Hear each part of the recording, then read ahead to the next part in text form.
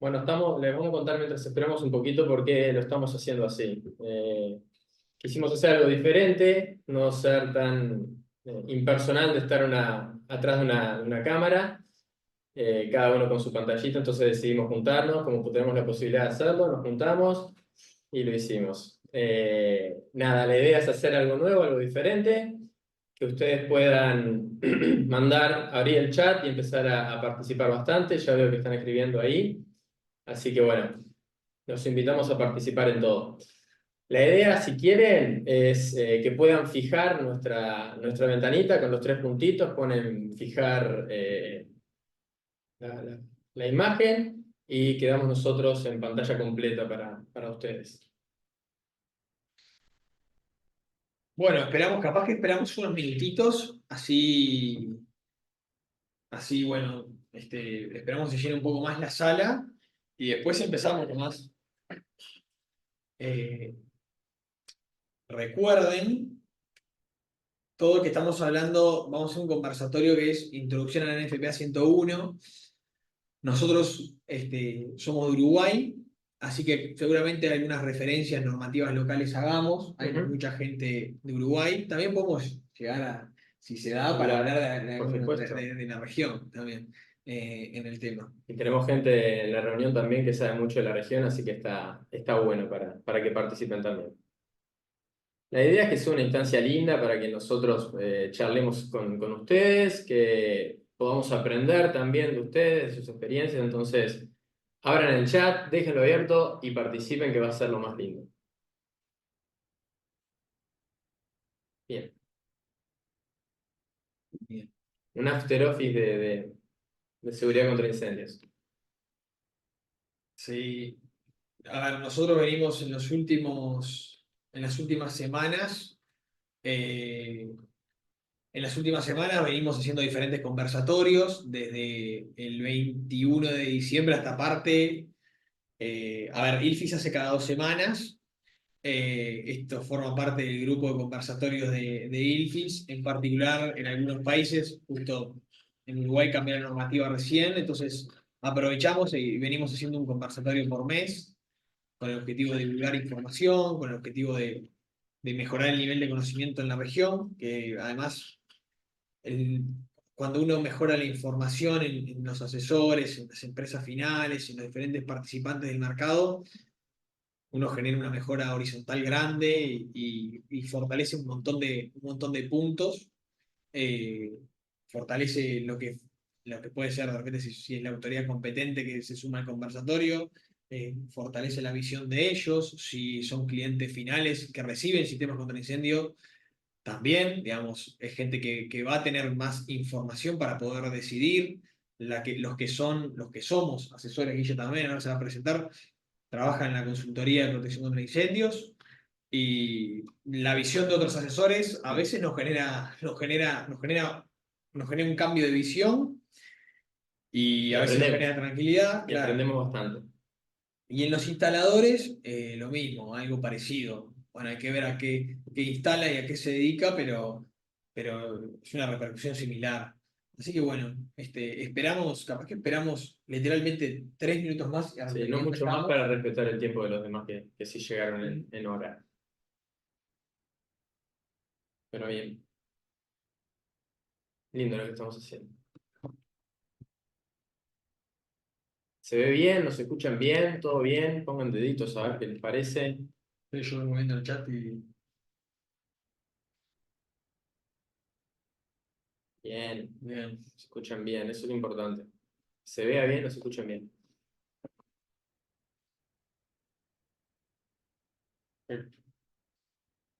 Muy bien.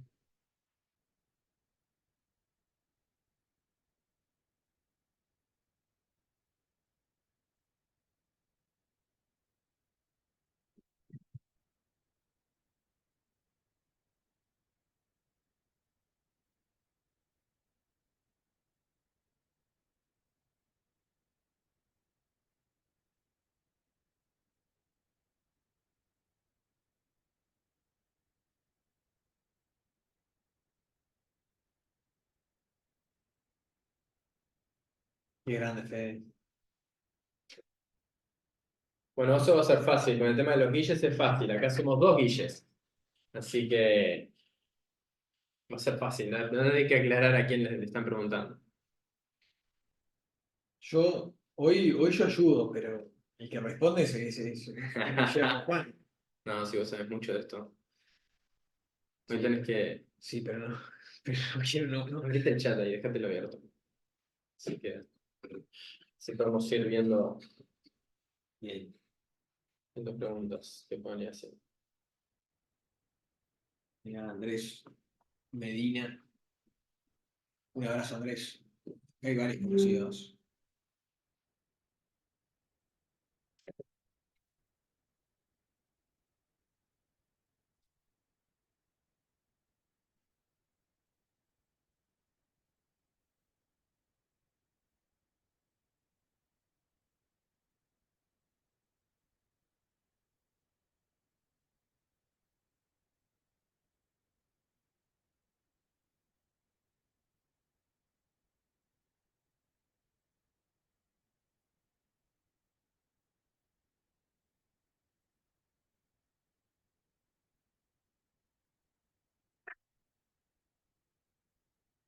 Bien.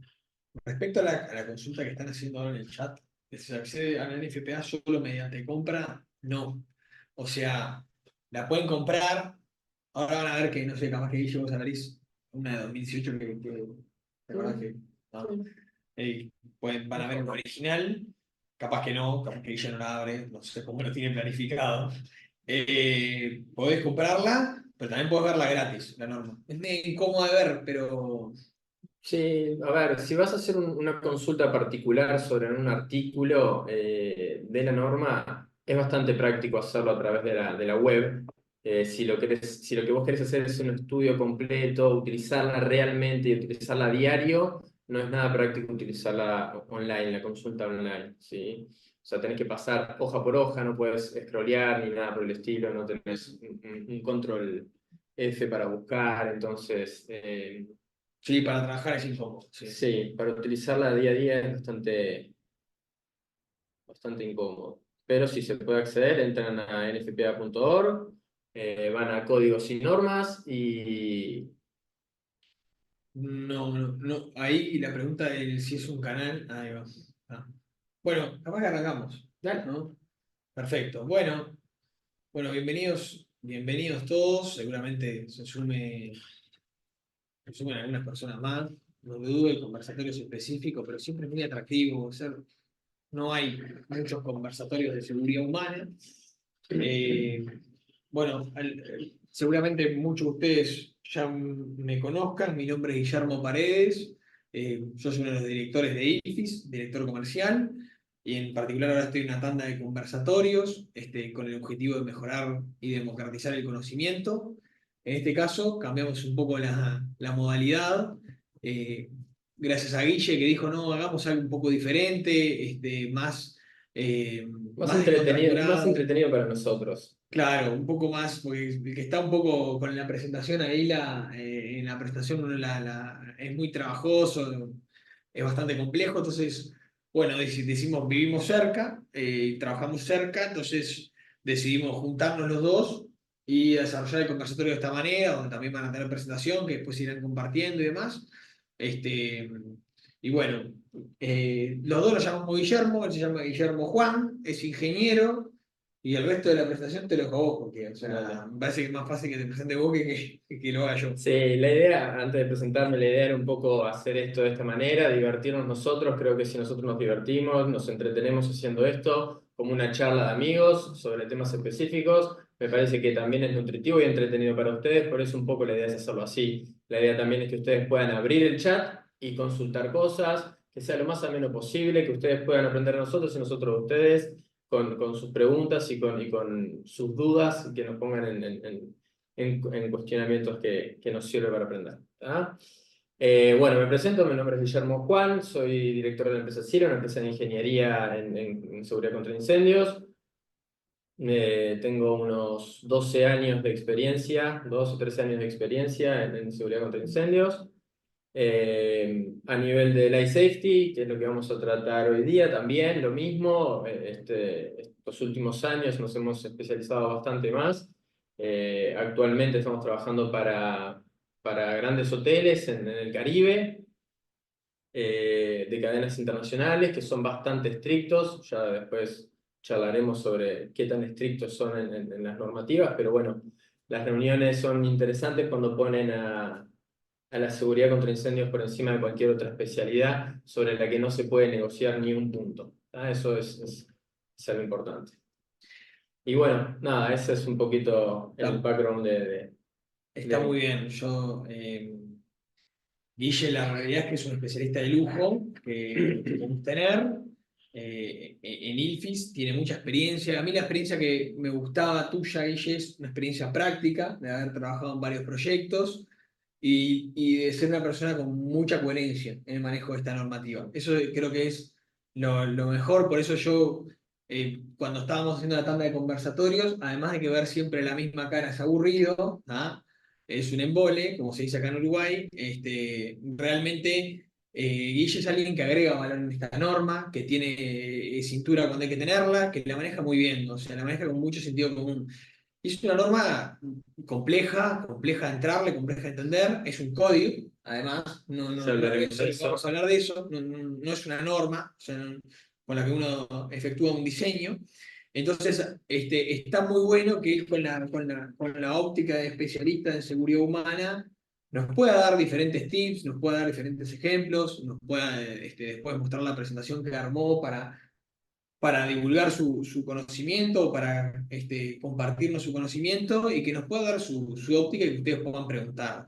Acá, en el conversatorio, veo que se están sumando más personas y seguramente lleguemos a 50, seguro, siempre llegamos entre 50 y 60. Eh, Hay personas de diferentes países, hay personas de Uruguay, obviamente nosotros somos uruguayos y eso genera una atracción del público nacional hacia el conversatorio, y hay personas bueno, de Argentina, de Colombia, de México y demás. Capaz que lo que podemos hacer después, Guille, vos nos dirás si tenemos la posibilidad de repente de ver un poco cómo se maneja en alguno de estos países, o bueno, si Sí, podemos claro. llegar a dar una opinión de cómo se filtra estas normas en alguno de estos países, porque es una norma de referencia, es una norma de referencia en Uruguay también, es una norma de referencia en San Pablo, que es la génesis de la normativa nacional en Uruguay, Ujú. y es una norma de referencia a nivel regional, pero no todos la adoptan de manera No, no. integral. Así que bueno, Guille, contanos vos un poco qué es la NFPA 101. Bueno, la NFPA 101 es un código, es el Código de Seguridad Humana. A mí es la normativa que más me gusta, obviamente. Eh, y es la norma, es el código que nos permite diseñar, poner en funcionamiento y el mantenimiento de un edificio, una construcción, una estructura para salvar vidas, ¿sí? Para proteger la vida de un caso de incendio o incluso casos similares, porque no es solamente incendio lo que puede cubrir, o sea, si son algún tipo de emergencia que tenga las mismas características, que pueda suceder lo mismo, va por el mismo lado. ¿Ah? ¿Y por qué es importante esta norma? Que eso es algo importante también de mencionar. La NFP 101, bueno, en realidad la seguridad contra incendios, eso es una especialidad que es muy integral, ¿sí? ¿Qué quiero decir con integral? Que involucra a muchas especialidades. Sobre muchas especialidades tenemos algo para decir. Si estamos hablando, por ejemplo, de la estructura de un edificio, tenemos algo para decir. Si estamos hablando de instalaciones de ventilación, por ejemplo, también tenemos algo para decir. También tenemos requerimientos para darle sobre eso. Eléctrica, incluso hasta en el tipo de mobiliario que tenemos, o los revestimientos interiores que tenemos, también va a haber algo para decir. Y hay muchas de estas cosas que salen de la 101. Entonces, de los requisitos de la 101 empezamos a pautar cómo debería ser un edificio, ¿no? Creo que por ahí va la importancia un poco de la normativa. Es una normativa bastante pesada de utilizar, ¿no? Eh, sí, Bien, o sea que es una normativa abarcativa, muy horizontal, sí, sin ¿ah? duda. Y, y yo sé que de las preguntas que pensamos antes, está Ujú. un poquito más adelante, pero en la región, ¿vos cómo la ves instalada? O sea, de lo que has visto, ¿ves que la región la acepta, la usa? ¿Cómo la usa? de lo que sabes. Por ejemplo, podés arrancar por Uruguay, Sí, digo, que explícalo vos, es, digo, lo es podemos una explicar, pero es una norma muy robusta, es un código muy robusto, tiene muchísimas exigencias, es demasiado estricta para muchísimas cosas y eso hace que muchas veces sea difícil de implementar si no están las condiciones necesarias del país o los recursos económicos para hacerlo. ¿Quiénes implementan? Principalmente aquellas empresas que tienen un real interés en preservar la vida, en establecerse con ese código, o aquellas empresas que tienen una aseguradora o una marca por atrás, estándares corporativos que te lo exigen de esa manera. bien. ¿Sí? A nivel local, en varios países, se adopta algunas cosas de la 101, como en Uruguay, como en Brasil, como en Dominicana, como en varios países, ¿sí? Se adoptan varios puntos, las guías, ¿sí? generales, por donde van dando la normativa, se adoptan, pero no se adopta de manera integral porque eso sería terrible, o sea, sería muy complejo. Pero sí, en realidad lo que termina pasando es que muy pocas empresas lo aplican 100%, full, 101, por eso, ¿no? O sea, porque es bastante complejo de implementar, ¿sí? Bastante costoso. Bien, o sea que en líneas generales y para explicarle a los demás, que de repente digo, quieren saber, ya saben lo que es la 101, vos acabaste de explicar, pero capaz que quieren saber un poco, ya sea en el país donde trabajan o en el país donde les toca instalar una planta industrial, cómo la usan. O sea, en general no hay ningún país que la tome Hay totalmente. algunos países, sí, hay algunos países. Costa Rica. Costa Rica, bueno, todos aquellos que tengan bastante influencia de De Estados Estados Unidos. Unidos las terminan implementando, ¿sí? Bien. No es algo común tampoco. Y la gente entonces toma puntos particulares que sirven como, bueno, como una exigencia eventualmente o como una buena recomendación. Por lo menos Sí, es una norma que es una guía excelente. O sea, vos querés profundizar tu conocimiento general en sanatorios y tenés un capítulo destinado por supuesto. a sanatorios. Entonces, claro, en general las normativas locales a los que trabajamos en esto son normativas meramente técnicas y Ujú. de exigencias técnicas. Y este código, hasta donde yo entiendo, que vos capaz que podés explayar un poco más, te da ejemplos, te da guías, te da experiencias previas. El handbook hace todo eso. El handbook, a ver, les explico por las dudas para aquellos que quieran acceder. O sea, está la normativa en sí, que es lo que establece los artículos, y luego hay unos capítulos anexos que establecen aclaraciones sobre eso. Pero aparte se puede comprar el handbook de la 101. El handbook de la 101 recopila comentarios del autor, ¿sí? y experiencias y da explicaciones de por qué se decidió de esta manera o cómo era antes, por qué ahora es así y qué cambió. Entonces está bueno porque te da un entendimiento mayor sobre por qué este punto es así o qué es lo que está buscando con este artículo de la norma. Claro. ¿Ah? O sea, Bien. es interesante tenerla, yo lo uso bastante, obviamente, porque nos acerca bastante a entender el porqué de algo. Es bastante Claro. bueno. Y a los que, por ejemplo, en muchos casos implementan planes de evacuación, si Bueno, bien no te va a decir cómo resolver el plan de evacuación, porque el plan de evacuación tiene mucho de cultura, tiene mucho de vivencia, y tiene mucho de experiencia, mm, también hay una realidad de que te aporta, te nutre mucho de información teórica, que vos a la hora de explicarle cosas a personas que no dominan la totalmente, temática, te totalmente, ayuda mucho, te colabora mucho esta normativa. totalmente. Esto lo digo porque yo sé que voy a entrar mucha gente acá, ya estamos llegando a 50 que están interesados en trabajar en lo que son planes de evacuación de lugares, o son responsables de seguridad de los lugares, y de repente no tenés dónde sacar información. O sea, podés sacar de internet, pero es una información no tan Sí, confiable. Entonces acá cuando vos tenés un apoyo normativo pesado y realmente te suma mucho. sí, ahí lo complicado es saber qué es lo que estás buscando para poder realmente ir específico a eso. O sea, ahora después hablamos, si querés, cómo, o sea, cómo funciona la norma y qué tan robusta es. O sea, los que lo utilizaron saben que es una norma bastante circular, o sea, es bastante difícil de Y entrar. si tuviese que decir a dónde se aplica o se aplica siempre, como Se aplica, o sea, a ver, de vuelta, volviendo a lo que estábamos hablando antes, esto no es una ley, ¿no? O sea, lo podríamos hacer ley, ya veremos por qué no sé qué pasaría, pero entonces, se aplica a todas las edificaciones, ¿sí? a todo tipo de edificaciones, hay capítulos incluso particulares sobre edificaciones especiales, como por ejemplo edificios de membrana, ¿sí? O sea, puede ser inflada, de ser que hacer un Claro. estadio, una cancha de algo, o para una fiesta, para lo que sea, es una burbuja con una membrana. Hay puertos, hay marinas, hay de todo, ¿tá? Todo está dentro de la normativa. Bien. Aplica para todo. Eh, Hay algo importante también, o sea, esto es un código que lo decías antes. El código, a diferencia de la normativa, el código establece requerimientos, obligaciones, por decirlo de alguna manera. Si uno decide adoptar la 101 como el código que va a establecer, con el cual va a diseñar las medidas de protección, el código nos va a dar obligaciones a cumplir. ¿Sí? La normativa no, la normativa, la norma, ¿sí? Tiene un grado menor que eso, nos dice cómo debemos hacer esas cosas. Por ejemplo, el código 101 nos dice que necesitamos, por ejemplo, un sistema de rociadores automáticos. Y nos va a decir que lo hagamos según la norma NFPA 13.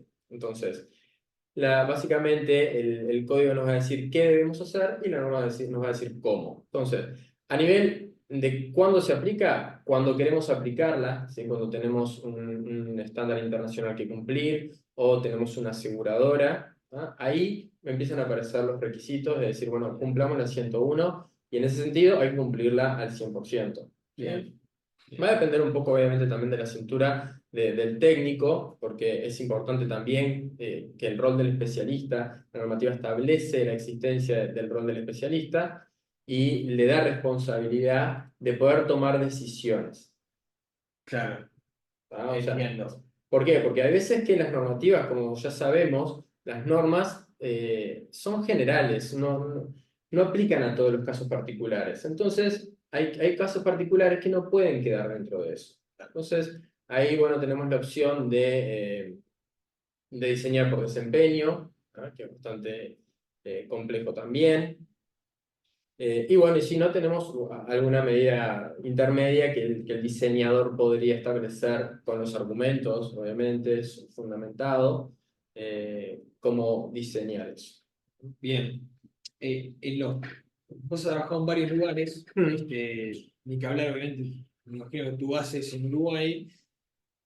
Cuando los países ¿has visto algún país que la adopte y que diga, bueno, o alguna edificación, vamos a hacerlo más chico, que la adopte y la hayas podido aplicar de manera integral? Porque claro, las normativas en FPA tienen la 101 vos la aplicás y te deriva un montón de normativas después. Entonces, claro, a veces la 101 en términos de repente de medios de egreso, por nombrar una parte, uno la puede llevar a cabo porque está en una etapa del proyecto que sí lo puede llevar a cabo, pero de repente después para extrapolar o para utilizar eh, algunas otras normativas a las que la 101 hace referencia, es difícil, porque de repente o no está tan internalizado en el país, te deriva algún código eléctrico complicado, y el Totalmente. país tiene un código eléctrico propio, y es ahí donde el asesor tiene que jugar y ponerle un poco el sentido común, para Sí, mí, a la totalmente, normativa. totalmente. Pasa mucho con la eléctrica, ¿no? A veces que la eléctrica terminan diciendo, bueno, ¿la puedo hacer según normativa europea? Sí, adelante, no hay problema. Eh, sí, he trabajado proyectos en los cuales se hace de manera integral. Ahora estamos con unos 5 o 6 hoteles de cadenas internacionales que, que se rigen 100% con la 101. O sea, no dejan nada por fuera de la 101. Bien, Y eso es algo importante, lo que decías, porque establece el momento en el cual debemos entrar al proyecto. O sea, el asesor de incendio, como les decía, al ser tan integral todo esto, abarcar tantas especialidades, el asesor de seguridad humana, el iSafety, debería arrancar con el diseño esquemático de un edificio. Ese es el mejor momento para arrancar, para entrar a un proyecto. Porque tenemos un montón de inputs necesarios al principio que nos pueden cambiar después. Eso sí, nos ha pasado 1000 veces seguro, a vos te ha pasado, que nos llaman a lo último, ¿tá? Somos la última asesoría en entrar, y te dicen, ahora quiero que esto me cumpla con tal normativa, y vos le tenés que decir, mira, las escaleras no te cumplen bajo ningún estándar, te faltan escaleras, te faltan salidas, entonces no podemos hacerlo de esta manera, hay que hacer una intervención en el edificio o hay que buscar la manera de cumplir si se puede o no cumplir y asumir que no se va a cumplir. Bien. Entonces, hay un montón de proyectos, o sea, nosotros en general entramos en estas etapas, en etapas de diseños conceptuales, en los cuales nos presentan volúmenes nada más, nos establecen los destinos que van a haber en los lugares, y nosotros a partir de eso le decimos, bueno, las salidas más o menos deberían estar por estos sectores para poder lograr Claro. las necesidades que tenemos. Este edificio va a llevar tales y tales medidas, entonces establecemos un montón de cosas que ya ellos pueden partir de esa base de poder definir qué van a hacer. Y esto mismo que vos estás diciendo con la 101, y yo también hablo un poco porque el público, yo estoy viendo el público que está entrando, el público que está entrando, obviamente que es todo regional, pero claro, todos ellos tienen o su propia norma, capaz que no de seguridad humana, de salidas, o sus tips de salidas y demás, y algo que te pasa mucho en esto, a mí también, es que esa normativa de repente, lo que dijo Guille que aplica en la 101 o que pasa con la 101, que de repente uno entra tarde, entre comillas, al proyecto, te pasa con cualquier normativa local de salidas de emergencia. O sea, si entras tarde, después es muy difícil resolver los problemas, los anchos de pasillo, los anchos de escaleras, las cosas que tengas que solucionar en términos de salida de emergencia, seguridad humana y demás. Seguridad humana obviamente es mucho más abarcativo y es difícil de resolver porque tiene un impacto estructural, tiene un impacto en la edificación que si no lo haces en determinado momento después es muy difícil de hacer. Y en lo económico, ¿verdad? ¿no? En lo económico brutal, o sea, es muy diferente, se logra realmente optimizar los recursos del proyecto, los tiempos de ejecución y los costos del proyecto cuando vos tenés la asesoría en incendio al principio. Claro. Vos planificás que la escalera va a estar presurizada, perfecto, ya dejaste el ducto para la presurización de escalera. Claro. Entonces tenés un montón de necesidades que las podés contemplar en el momento de diseño y te ahorras un montón de dinero.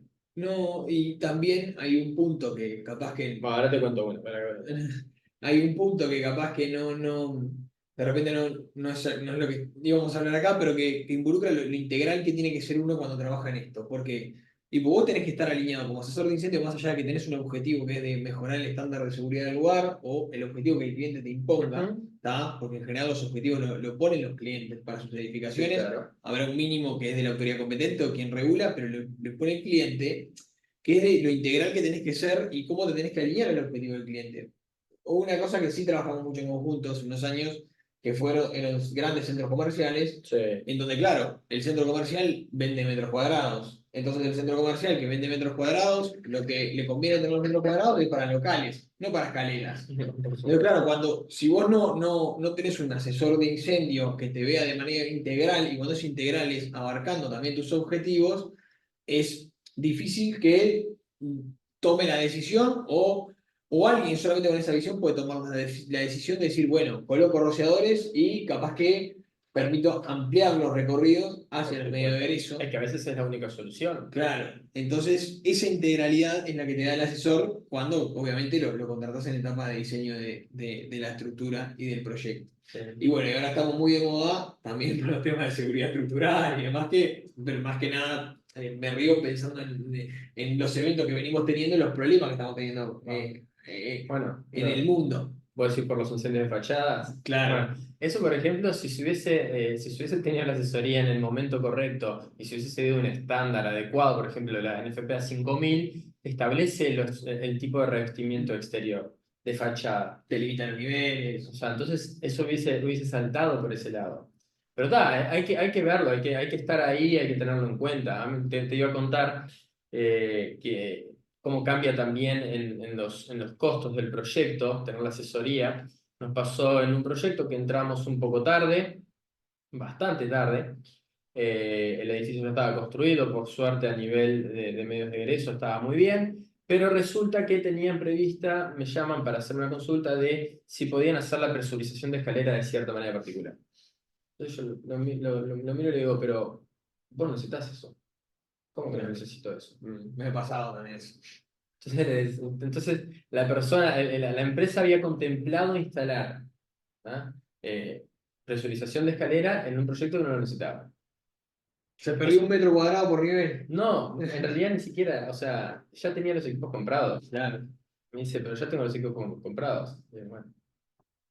Y por la contraparte, se olvidó del ser control de humo de un sector. Claro, Entonces, eso también impacta significativamente al proyecto. claro, A los tiempos, a la ejecución, obviamente un edificio que ya estaba casi que por salir a andar, ya tuvo que volver sobre sus pasos a corregir todo ese tipo de cosas. O sea, es brutal, es brutal. Entonces, cuanto antes ingresemos, mejor. Y los estudios de arquitectura también tienen que un poco tener este conocimiento. Yo no sé cómo es en las universidades de la región, pero sé que acá creo que tenemos oportunidades de mejoras en eso. O sea, en la universidad de acá, en las universidades en general de ingeniería, de arquitectura, que son las que terminan formando parte de estos estudios, deberían tener un conocimiento un poquito más amplio sobre esta especialidad. seguro. Básico, ¿no? Yo no digo que, que los arquitectos tengan que conocer todas las 101, porque sí tener el conocimiento necesario como para poder decir, ok, acá voy a necesitar que alguien me ayude porque sé que acá puede haber algo importante para resolver. Claro, Entonces, no dejarlo simplemente como se me ocurrió y no contemplar que necesito un asesor ahí. claro. Vos lo que decís es, básicamente es, por lo menos tener un nivel de conocimiento que te permita discernir si tenés que hacer algo o no lo tenés que hacer. Por supuesto. La pregunta. Está bien. Así Claro, que bueno, en realidad eso es clave. Si nosotros estuviésemos en la región, te evitas un montón de problemas. que en realidad, Porque hay muchas cosas que de repente tienen costo cero si vos lo decidís en en plano. momento, Tienen costo infinito o inviable si vos la ponés con el edificio pero ahí nos ha adelante. pasado, o sea, nos ha pasado en muchos proyectos. Eh, eh, entonces, a ver, y pasa con otras especialidades, o sea, el estudio de arquitectura sabe que necesita un estudio de ingeniería para hacer todas las instalaciones de MEP. Mm. No tiene que andar pensando en eso, o sea, ya lo sabe, sabe que lo tiene que hacer. ¿No? Entonces, va y contrata a su asesor, su estudio de ingeniería que va a hacer todas las instalaciones de MEP. Bueno, en esto es lo mismo, o al menos debería ser lo mismo. Claro, claro. Entiendo que es la mejor manera Bien, de la hacerlo. pregunta es, ¿qué pasa si lo hacemos ley? Es Ahí, inviable. de la noche a la mañana todos los edificios quedan fuera de la normativa porque es muy exigente. O sea, realmente edificios incluso nuevos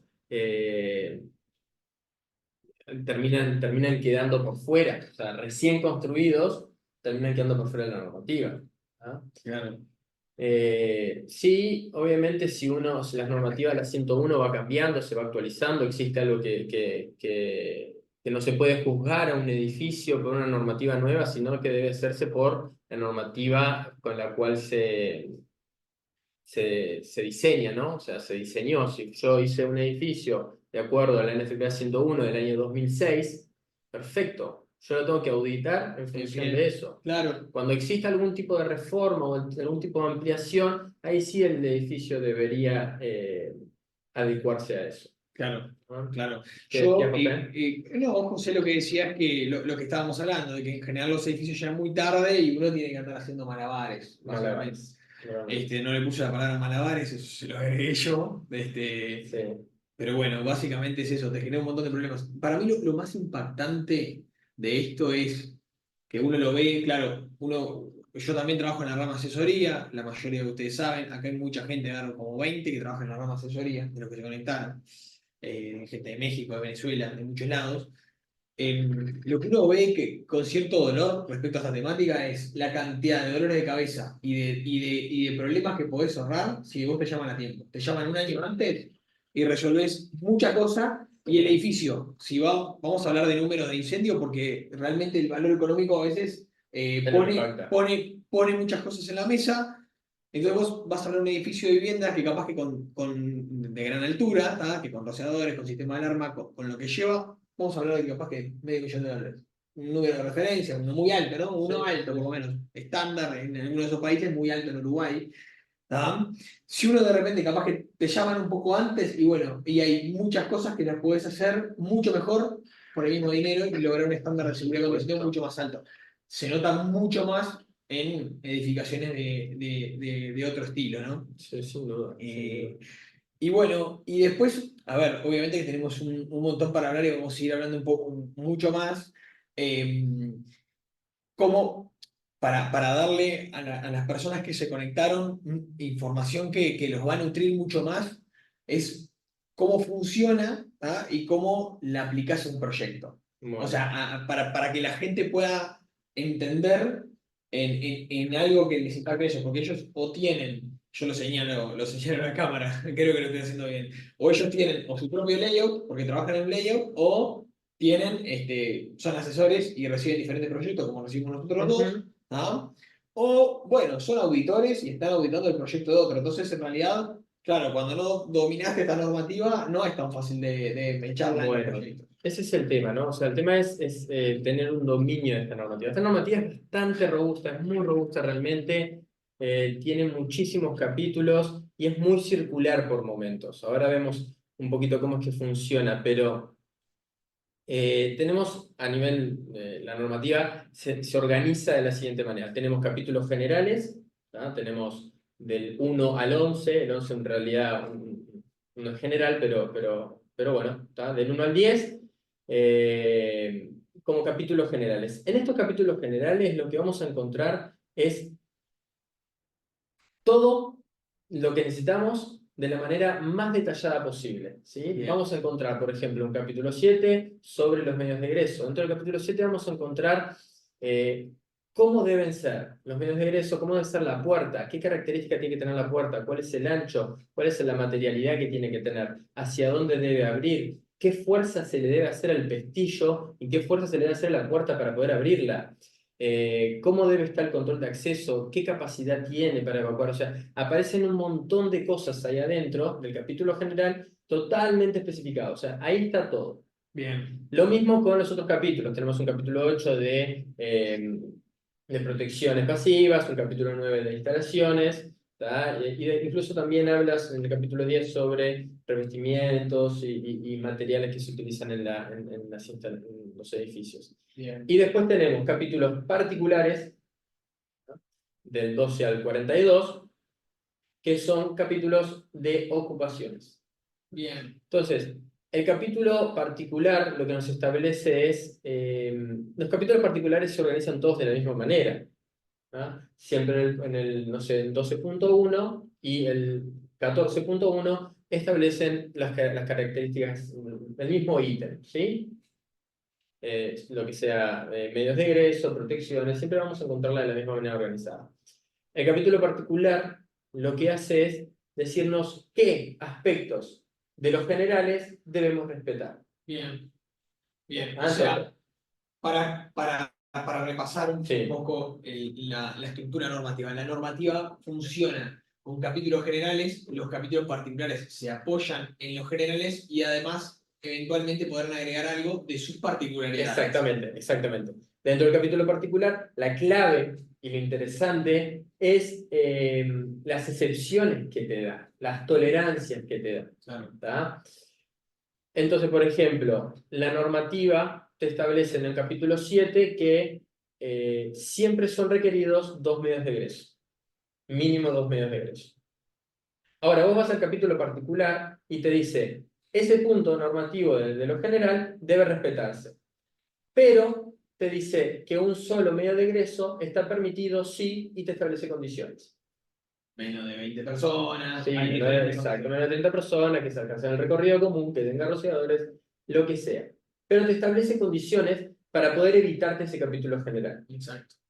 Ah, eso es Exacto. fantástico. Sí. Entonces, así también ese comentario, ¿no? Lo que les decía que es muy circular. De repente estoy en el capítulo particular leyendo sobre los medios de egreso y me manda o por ejemplo, leyendo sobre, no sé, las protecciones de ese tipo de ocupación y me dice, debe diseñarse un sistema de rociadores de acuerdo al capítulo 9.3. ¿Ah? Entonces voy al 9.3 y el 9.3 me establece cuáles son las características de ese sistema que tengo que tener ahí.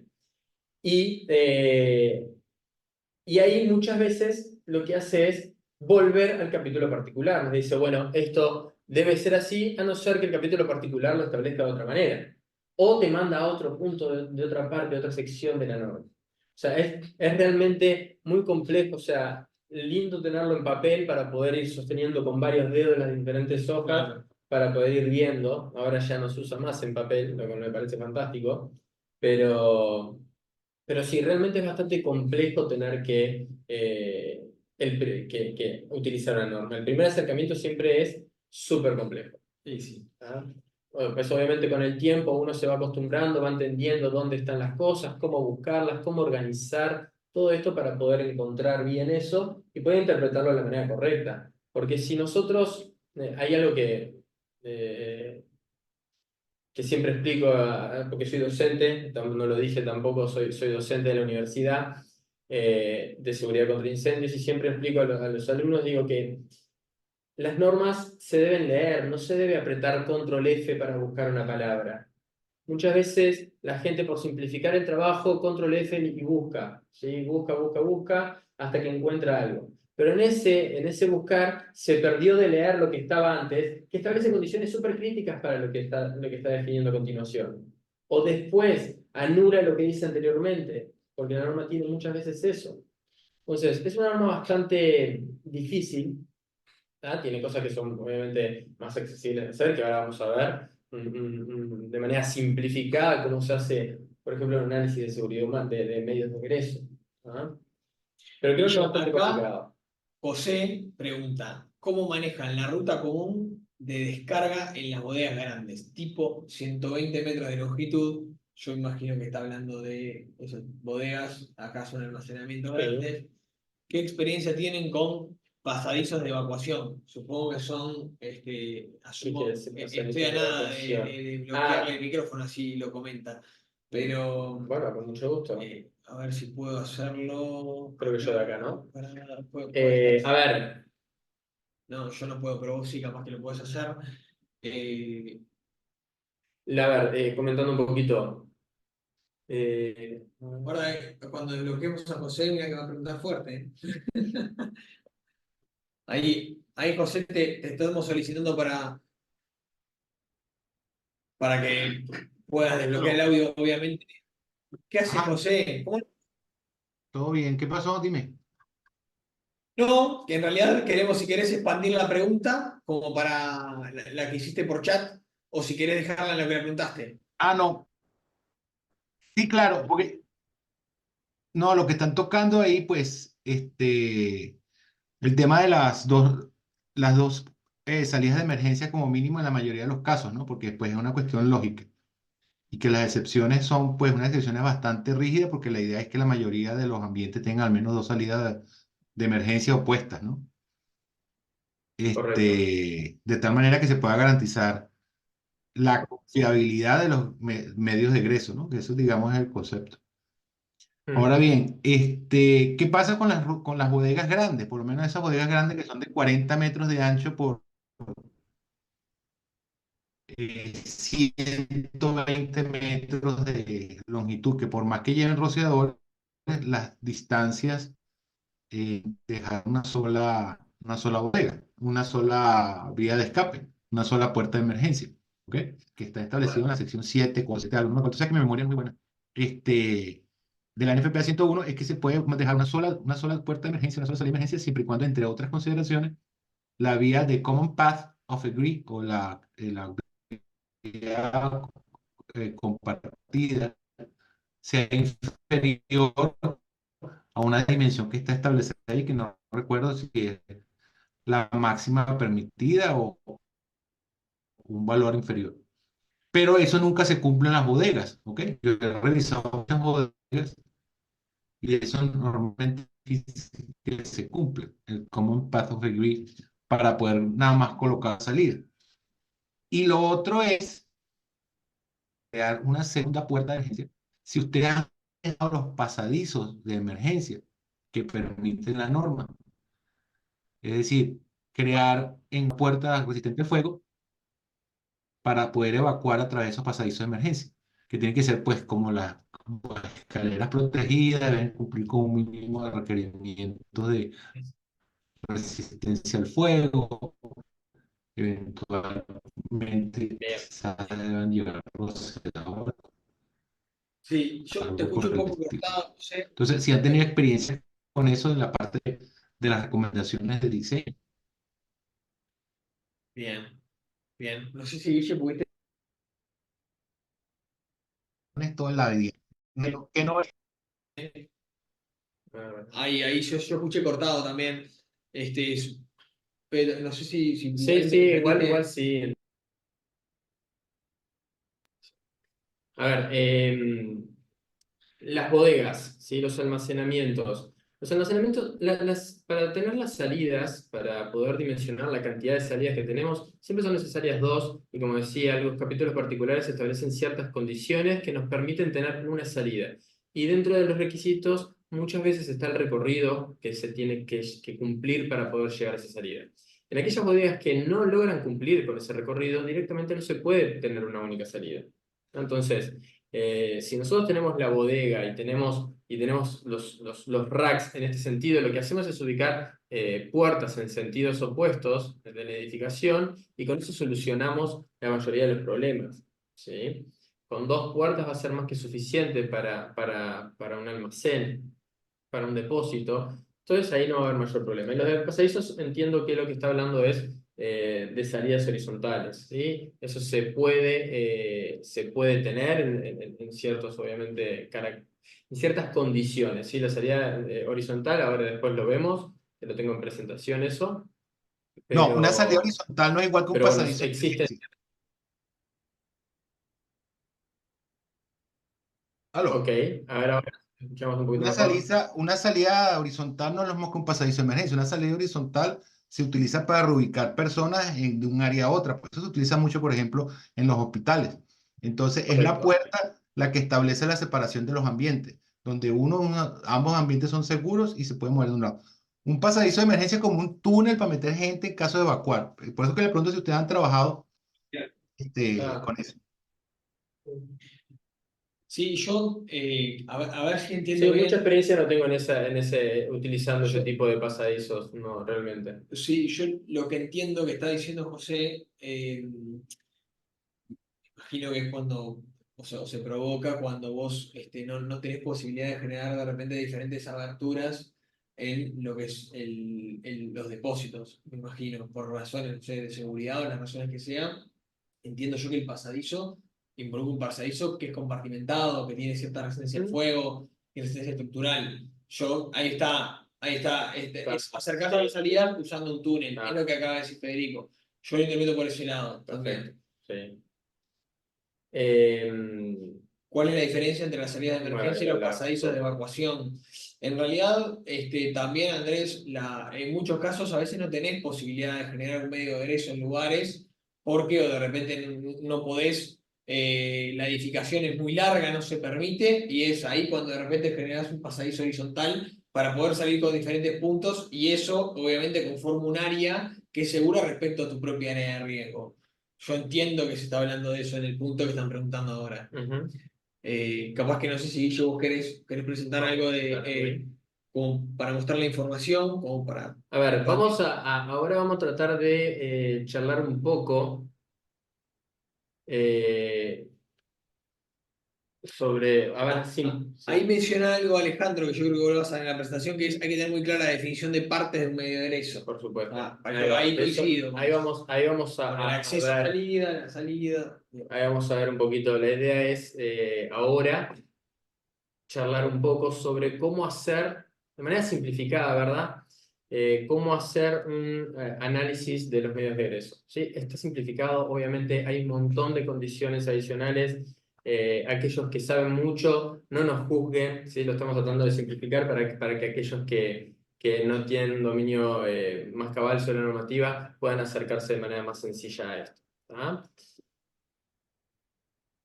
Bien, a ver. Vamos acá entonces, ¿sí? Vamos a ver lo que mencionaban recién, ¿sí? De lo que mencionaban recién es importante... Ahí, perfecto. perfecto. Eh, el medio de egreso es, bueno, el término es bastante intuitivo lo que significa, ¿sí? Es cualquier camino continuo sin obstrucciones que nos lleva desde cualquier punto del edificio hasta una vía pública. ¿Ah? Y digo vía pública porque es ahí donde termina esto. Tenemos tres componentes dentro del acceso a salida, de los medios de egreso. Tenemos el acceso a salida, la salida y la descarga de la salida. Vamos a ver cada uno de ellos para que puedan tener una referencia de esto. El acceso-salida es básicamente todo. Desde donde yo esté parado, por los sectores que yo vaya a caminar, forman parte del acceso-salida. Es todo lo que me conduce hacia una salida. ¿Sí? Así que ahora tendríamos que definir, en este caso, lo que se ilumina. ¿Sí? Tenemos un nivel 1 y un nivel 2, un nivel de calle y un nivel superior. Tenemos en naranja cómo es cada sector, ¿no? El acceso-salida. Luego tenemos la salida. La salida es aquella porción del medio de egreso. Voy a explicarlo bien simple. Ese es el límite que cruzamos desde el cual, a partir del cual nosotros ya estamos seguros. ¿Ok? En ese sentido, si estamos, por ejemplo, en un nivel de calle, lo que hacemos es ir hasta la puerta que nos comunica con la vía pública y logramos evacuar y ya dejamos atrás el incendio. Y esa es un poco la clave de esto. La definición de salida es aquel lugar protegido que nos permite llegar a la vía pública de manera segura. Entonces, en nivel de calle tenemos lo que son las vías directo hacia el exterior, y en los niveles superiores la salida va a estar definida por el núcleo de escalera. En este caso, porque el núcleo de escalera tiene resistencia al fuego. Si el núcleo de escalera no tuviese resistencia al fuego, no es una salida en sí. Si forma parte de un medio de egreso, Claro. como acceso, como acceso a salida. como acceso a salida, exacto. No como una salida propiamente dicha. Entonces, las características que lo definen es eso, es esa barrera en la cual yo atravieso y dejo atrás el incendio para estar seguro. ¿Ah? Niveles de calle, va a ser la salida directa a la calle, y en niveles superiores, por lo general, son las escaleras, ¿ah? Que tienen que estar protegidas. Y luego tenemos la descarga de la salida. Una vez que esa escalera, por ejemplo, termina en planta baja, en el nivel de calle, lo que tenemos es quizás una salida, un camino exterior que nos lleva a la vía pública o un camino interior que nos lleva a la vía pública. Este es el término de descarga de salida. Es una vez que yo entré a la escalera, que todo ese núcleo de escalera se define como salida, ¿tá? Yo estoy dentro de la salida trasladándome verticalmente, llego a planta baja y una vez que salgo, entro a la sección del medio de egreso que se llama descarga de la salida. ¿Tá? Esa descarga de la salida, como se imaginarán, va a tener condiciones que la normativa establece para que sean válidas en estas condiciones, ¿sí? Por ejemplo, interiores.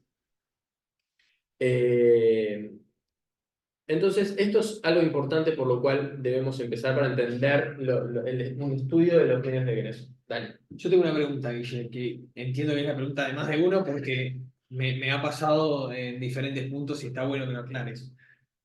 Que es lo siguiente, cuando se hablan de distancias máximas, Ahora lo vemos. que conforman los medios de egreso, ¿a qué se refiere esa distancia? Ahora Esa lo vemos. distancia forma hasta llegar a uno, las tres porciones del medio de egreso.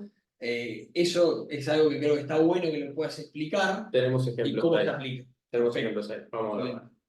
Bien. Bien. Entonces, acá lo que hablábamos un poco es la salida horizontal. La salida horizontal es una barrera que definimos, creo que tenemos otra imagen ahí. Es una barrera que ponemos, que dividimos el edificio de cierta manera, lo dividimos horizontalmente. De esa manera yo puedo trasladarme de un lugar al otro, ¿sí? Y dejar el incendio atrás, ¿sí? Dejar el incendio de uno de los sectores. Algo importante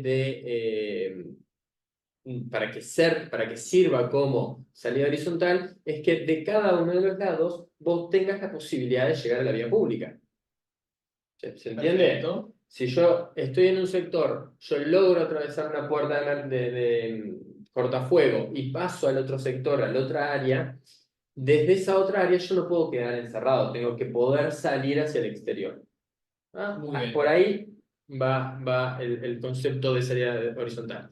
Como decía José, esto se utiliza principalmente en edificios hospitalarios, en centros de detención, ese tipo de lugares que tienen mucha complejidad en los medios de egreso, porque no se puede simplemente sacar a la gente, y la gente, o la gente no puede salir por sus propios medios, entonces tenemos que buscar la manera de trasladarlos horizontalmente en el mismo nivel. Perfecto. Se me ocurre, se vienen muchas preguntas, pero Dale, capaz que preguntá. y bueno, hay varias. Si los hospitales cumplen, y es difícil. No, no. Si A los veces hospitales es cumplen, complicado. si los hospitales cumplen, yo creo que los hospitales se pueden hacer cumplir mucho más que las cárceles. O sea, en las Vos. cárceles, en particular, se aplica básicamente este concepto de salida horizontal. Lo que no se aplica es el que de cada lado existe un punto para salir, porque claro, No, los bueno, ahí intereses de es. las cárceles se contraponen con los intereses de la seguridad humana. Entonces, Claro. eso genera algunos perjuicios. Bueno, ahí hay un tema, ¿no? O sea, lo que decís, la seguridad física con la seguridad humana muchas veces tienen conflictos. Pero la normativa ya lo contempló también. Hay muchas veces que, a ver, ¿cómo se hacen las normas también, no? O sea, las normas se hacen a partir de la experiencia, de los incendios que sucedieron, de gente que sabe sobre diferentes temas, que se pone a preguntarse, a charlar, como estamos haciendo nosotros ahora, y a encontrar soluciones que muchas veces son intuitivas. Entonces, si uno tiene los conceptos básicos sobre la seguridad en general contra incendios, uno puede ponerse a discutir con alguien y llegar a un terreno común y después la normativa nos termina respaldando sobre eso. Estoy de acuerdo. Porque razonamos de cierta manera que logramos decir, bueno, ok, pero para que sea en estas condiciones tendría que ser con ciertos requisitos. Pero claro, lo que ¿no? vos decís es que te resulta como razonable. Exacto. Es verdad, porque también las normativas tratan de ser viables. Porque si no son viables. Si no, no se puede aplicar. Claro. Si no, no se puede aplicar. Pero los controles de acceso, todo lo que hay seguridad física, está previsto dentro de las normativas y eso hay que quedarse tranquilo de que todo tiene solución. ¿Sí? Bien, entonces, a ver, vamos a ver un procedimiento simple, ¿no? Para poder hacer un análisis de los medios de egreso. Tenemos lo primero, clasificación de la ocupación, primer paso, carga ocupacional, cantidad de medios de egreso que necesitamos, capacidad de los medios de egreso, disposición de los medios de egreso y por último los recorridos máximos. Ahí vamos a ver lo que vos me preguntabas. Perfecto. ¿Ah? Ahora, empezando por clasificación de la ocupación, si yo te pregunto qué es una ocupación, ¿qué es? ¿Qué opinan ahí que es una ocupación? Bueno, básicamente la definición de memoria No no me la importa, no es una acuerdo, definición, pero es un obviamente concepto. responde y maneja de fondo el concepto del ocupante. Perfecto. Y eso es Bien. la clave. Ahí está la Eso clave. Lo que pasa es que era medio bueno que yo te lo Exacto. respondiera, pero. La clave de eso va, o sea, cuando uno piensa en ocupación, naturalmente la gente piensa en, sí, claro, por Sí, sí, supuesto, ahí Alejandro dice que si el edificio es nuevo existente es algo sí, sumamente importante. por ¿Verdad? supuesto. Cambia. Por eso les digo, esto es un acercamiento para poder simplificarlo y llevarlo a aquellos que realmente se están tratando de acercar. Obviamente después se van a encontrar con un montón de condiciones dentro de cada una, va a haber. Y las que no van a poder aplicar, y las que no van a tener que resolver. Pero obviamente que el edificio sea existente o no cambia un poquito las cosas, pero bueno, vamos viendo. Cuando hablamos de clasificación de ocupación, la normativa lo que establece es diferentes ocupaciones y uno puede asimilarlas. Generalmente cuando uno pregunta sobre qué estamos hablando, uno piensa en el destino de un lugar, de un edificio, qué actividad tiene. Pero en realidad estamos hablando más de lo que dice Guille. ¿Sí? Estamos hablando de características de las personas que están ahí. Estamos protegiendo personas y tenemos que tener en cuenta cuáles son las capacidades de estas personas. Por ejemplo, estos primeros ejemplos tenemos como reuniones públicas. ¿Sí? ¿Cuál es la característica de los ocupantes de un lugar de reuniones públicas? Y puede ser población muy heterogénea, que tenemos adultos, jóvenes, tenemos personas que están pisando ese lugar por primera vez y que no tienen ni idea de cómo es el edificio ni por dónde salir. Entonces, hay que entender que lo que estamos mirando no es solamente el destino, ¿sí? Qué actividad se da, sino el tipo de persona que hay, ¿no? Las características de las personas. Por ejemplo, mercantil, ¿sí? Un shopping, un supermercado, tenemos un asilo, ¿tá? Personas que evidentemente necesitan un nivel de protección mayor, ¿tá?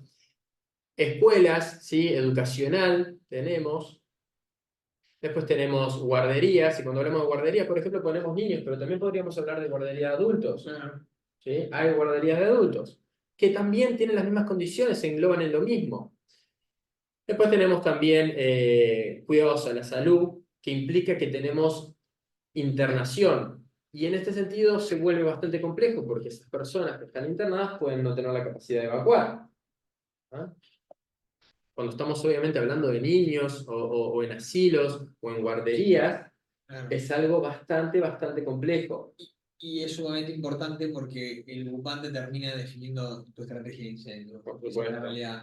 El ocupante define cómo lo vas a proteger y define cómo lo vas a sacar. Es que la normativa está en función de eso, del ocupante, pensando en quién va a estar ocupando ese lugar. Sobre todo esta norma, que es de seguridad humana, porque hay otras normas, y eso está bueno también decirlo, que tienen otros objetivos que no son objetivos directos de seguridad humana, No. pueden ser objetivos patrimoniales, de Por protección de supuesto. activos, que son diferentes y manejan otros conceptos de fondo, Exacto. en realidad. Y no deberían mezclarse, pero a veces las industrias o la ocupación que sea, a veces te obliga un poco a mezclarlas porque toman referencia a las dos. Pero Sí, está, sin eso duda. capaz que excede un poco los objetivos de este conversatorio. No, obvio. A ver, niños, yo creo que, a ver, ¿cuál es el objetivo de entender también? Los niños son súper vulnerables, los niños se tienen que dar cuenta de que hay un incendio y saber qué hacer, no hay forma. Entonces, necesitamos que esa gente que está a cargo de esos niños, de esos jóvenes, sepan qué hacer. Muchas veces elegimos un colegio, un jardín, un centro de estudio por la propuesta educacional, y capaz que nos olvidamos un poco de esto porque nosotros también lo hacemos, o sea, somos padres y también elegimos en función de eso, y a veces no contemplamos qué pasa si hay un incendio en el jardín de mis hijos, ¿no? ¿Qué tan capacitados están las educadoras para poder proceder frente a una emergencia? Pero O si tiene, temas de otra más básico, si tiene la infraestructura también. para poder generar una evacuación fluida y para poder generar una evacuación y una rápida detección del incendio. Por supuesto. ¿Verdad? Bien, entonces hablábamos un poco de cuidados a la salud, ¿sí? que implica internación. Después tenemos también cuidados a la salud dentro del ambulatorio, o sea, no hay internación, ¿no? Entonces ahí cada uno va a tener sus condiciones. Tenemos edificios residenciales, tenemos centros de almacenamiento, ¿sí? Centros logísticos, tenemos oficinas, tenemos hoteles, tenemos cárceles, centros penitenciarios. Tenemos residencias unifamiliares, ¿sí? o bifamiliares. Tenemos industria de propósito especial, o sea, estamos hablando de lugares que no están permanentemente ocupados, Claro. ¿sí? Que no tienen una ocupación permanente. Y luego, a ver, lo primero que hacemos entonces es tratar de englobarnos dentro de la clasificación, tratar de ubicarnos en cuál es la clasificación de ocupación, el destino de ese lugar. El caso más lindo para analizar, es un ejemplo que es bastante bueno, es, por ejemplo, una universidad. Una universidad. ¿Cómo se clasificaría? Ustedes pensarán, dirán, bueno, una universidad es un centro de estudio. Entonces, yo podría etiquetarlo como educacional.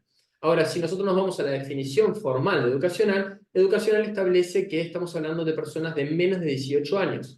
Y en el concepto que estábamos hablando antes de entender qué tipo de persona está ahí adentro, educacional contempla que la persona no tiene la capacidad de preservar su vida. O puede estar no tan atento a qué pueda suceder, no está tan atento a cómo proceder. Entonces, deberíamos descartar esa clasificación, que es la intuitiva, es decir, bueno, si estamos hablando de ocupación porque estamos hablando del destino de ese lugar, tendríamos que contemplar educacional. En ese sentido, no. Entonces, ¿qué hacemos? Pensemos a qué se asimila más las personas que asisten a una universidad. ¿A qué se asimila más? A una oficina, ¿sí? Entonces, terminamos clasificando. Eso me acuerdo ese ejemplo, porque lo hemos discutido. Sí. ¿Eso vos crees que esa definición tiene una influencia enorme del país del cual procede también? Sí, porque está definido tipo en Claro. séptimo grado, noveno grado Claro. Entonces, yo siempre me pregunté si esa definición una podría extrapolar o sí, extrapolar a nuestros países acá. Pues bueno, en realidad lo que uno puede hacer, que yo por lo general cuando pongo este ejemplo digo, bueno, busquen, porque la definición dice que noveno grado, no sé, de high school, lo que sea. Entonces, si uno busca eso y busca qué edades tienen al egresar de eso, y es 18 años. Entonces ahí tenemos lo que podríamos extrapolarlo a lo nuestro. Es decir, ok, centros de educación con personas menores de 18 años. Bien. Eso es lo que la normativa establece. Entonces, una universidad termina siendo de clasificación de ocupación business, negocios, ¿sí? Oficinas. ¿Por qué? Porque la gente es adulta, tiene la capacidad de identificar que pueda estar pasando algo, medianamente sabe protegerse, conoce el lugar porque va asiduamente, eso también es importante, la persona que conoce el edificio, al menos los sectores por los cuales se mueve, capaz que no conoce El todo 100% el 100% de la edificación, del campus, pero sí conoce los sectores por los cuales se mueve y sabe por dónde salir, ¿no? Entonces, podríamos asimilarlo a eso. Después, ¿qué preguntan ahí? No, preguntas en que se quiere como un sitio de reunión, hasta cierto punto, no entiendo bien la pregunta ahí, pero... Bueno, si tenés auditorios, se podría clasificar ese auditorio en sí como reuniones públicas. Sí. Depende de la cantidad de personas. Reuniones públicas se establece el número mágico de 50 personas para definir si es más de 50 personas, es reuniones públicas, si es menos de 50 En personas. Uruguay puede llegar a 500. Claro, un horario, sí, claro. Horario. Pero bueno, eso es algo importante también, ahora que mencionan eso, es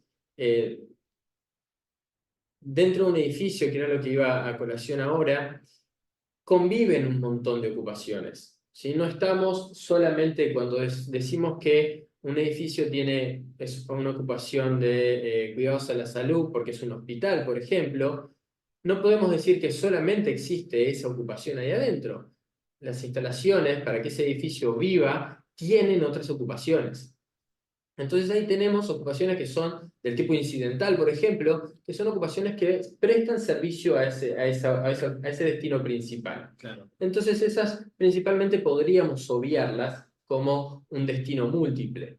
¿Sí? Es decir, bueno, no es un destino múltiple, es un único destino que obviamente tiene otras ocupaciones dentro porque es necesario para el servicio.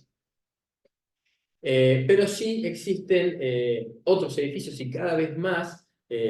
Hoy día se diseñan enormes edificios y hermosos edificios de ocupaciones mixtas, en los cuales tenemos shopping, un centro comercial en los dos primeros niveles, después tenemos un edificio de oficinas de 3, 4 pisos, 5 pisos, y a partir de ese sexto piso hacia arriba tenemos viviendas. Y Latinoamérica está cada vez más lleno de estos edificios, que para mí son maravillosos.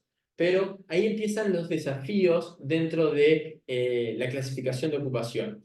Tenemos ahí una ocupación que es múltiple y es de característica mixta, ¿no? Porque tenemos intermezclados muchas veces los destinos, ¿no? O sea, lo que define una ocupación mixta o separada es si existen protecciones pasivas, resistencia al fuego entre una ocupación y otra. Y si no tengo que utilizar los medios de egreso de una para salir por la otra. ¿Ah? Sí. Yo tengo algunas dudas, pues está, en realidad, o sea, me van surgiendo dudas cuando hago este tipo de trabajos. Sí. Y me pregunto acá, no porque tengas que saber la respuesta, podés no No, por saberla, favor. pero pasa mucho, nosotros, no sé, debe pasar en otros países, pero en Uruguay tenemos un lugar que es Maldonado, que es Punta del Este, que es un lugar que históricamente se construyeron muchas viviendas. Y claro, tenés viviendas hoy que tienen características de hoteles. Sí. Tiene 150 empleados, hace mucho Airbnb. ¿Vos crees que la normativa evoluciona a la dinámica que se necesita con respecto a las ocupaciones finales? Porque claro, en ese caso vos tenés viviendas que están teniendo un propósito que antes no tenían, y el ocupante es totalmente diferente, en verdad. Y la dotación tenés personal fijo, que en una vivienda no tenés personal fijo, entonces, o sea, ¿Cómo tomas esas clasificaciones, estos cambios? No, a ver, a nivel normativo hay que entender también que Latinoamérica siempre llega un poquito más tarde de lo que pasa en Estados Unidos, donde se desarrollan este tipo de normativas, ¿no? Entonces, ellos desde el inicio crearon la ocupación mixta. No es que la inventaron ahora porque empezaron a aparecer edificios de ocupación mixta, no. Ellos la entendieron desde un principio que esto es así. Y en Estados Unidos, el principal mercado de estas normativas, en general es así. Igualmente, o sea, en esos casos particulares, hay que ver cuáles son los requisitos a lo que estás pasando. Si vos un edificio residencial lo pasás a un edificio de oficina, ese impacto es súper importante. Sí, ¿Ah? Si vos pasás de un edificio de residencia a un hotel, el cambio ya no es tan grande y vos podés adecuarte bastante fácil de una cosa a otra. ¿Ah?